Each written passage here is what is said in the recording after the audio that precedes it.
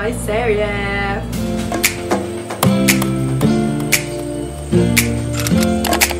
Dear Joe, what to do po if yung taong mahal ka noon at humingi ng chance sa'yo noon, pero hindi mo binigyan ng chance?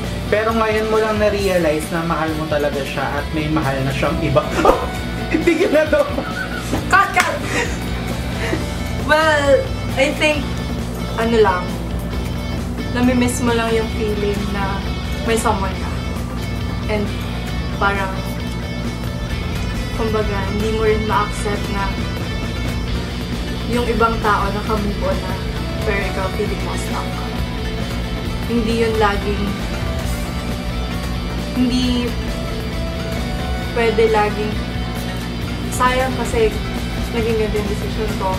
Parang every time you decide, kailangan panindigan mo yung decisions mo. Like, yan. Huwag mo isiping sayang. May reason kung bakit kayo nag-break. May reason kung bakit hindi mo iniisip na bigyan siya ng another chance. Huwag ka lang mainip na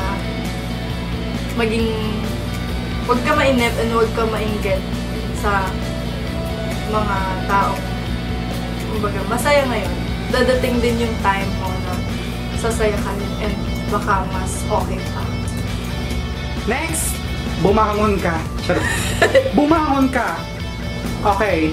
From Aliza Joyce, 15. Dear Joe, ano ba mga tanong? I'm secretly falling in love with my friend. Should I take a risk to tell him na I love him? Or magiging kontento na ako na talagang sa friendship stage na talaga? Ay, panoorin mo yung bagong Netflix movie. Yun lang yun. Yung To All the Boys I Loved Before. Lesson doon is, sabihin mo na agad yung nararamdaman mo bago mo mapagsisihan. Talaga? Hindi mo pa napanood. Pero what if you think it's impossible? Never impossible. Impossible? Nothing's impossible. Really? God. You believe that? 100%. Maganda ka kasi. Hindi. Yung mga gusto mo mangyari, hindi siya mangyayari the way you want it. Gets mo ba? Yung mga gusto mo, kunwari, gusto ko marating yung ganito through this. Pero, si God may plan siya, dito ka dadaan or dito ka dadaan. Hindi ka straight. Hindi nga talaga ako straight. I'm straight. I'm so sorry. Okay, eto naman, kasi yung mga close sa puso mo talaga nag-comment din eh. Yung last natin for Instagram, from Bengadora08. Sabi niya, Dear Joe, ano po kasi, nagkaroon po ako ng crush sa taong taken na. Ano po ba ang dapat kong gawin? Tigilan mo yung boyfriend ko. Straight yun, ha? Huwag kang tigilan mo siya, yun yung paano sa'yo. Lagpas isang taon mo pinapanta siya yung boyfriend ko. Akin na siya. Pero in general, paano ang gagawin pagkagat? Tigilan mo rin. Actually, no? Diba may gusto ng gugulo, diba? Ating advice, Serif.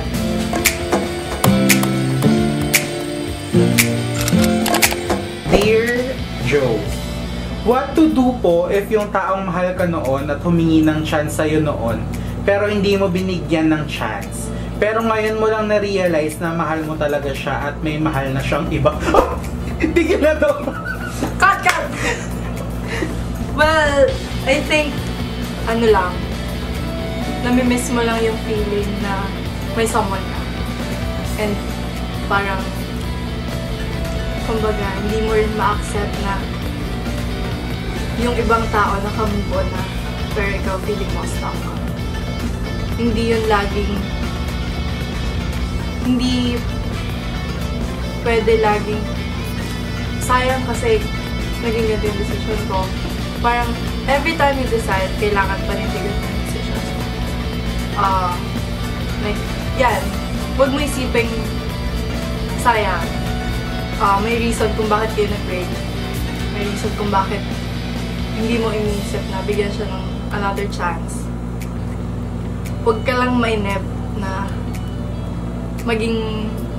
huwag ka mainip and huwag ka mainggit sa mga taong kumbaga masaya ngayon. Dadating din yung time mo na sasaya ka and baka mas okay pa. Next, bumangon ka. Charot. Bumangon ka. Okay, from Aliza Joyce, 15. Dear Joe, ano ba itong mga tanong? I'm secretly falling in love with my friend. Should I take a risk to tell him na I love him?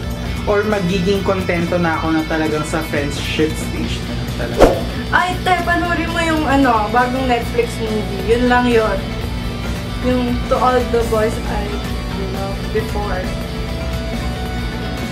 Lesson doon is, sabihin mo na agad yung nararamdaman mo bago mo pagsisiyan. Talaga? Hindi mo pala panood. Pero what if you think it's impossible?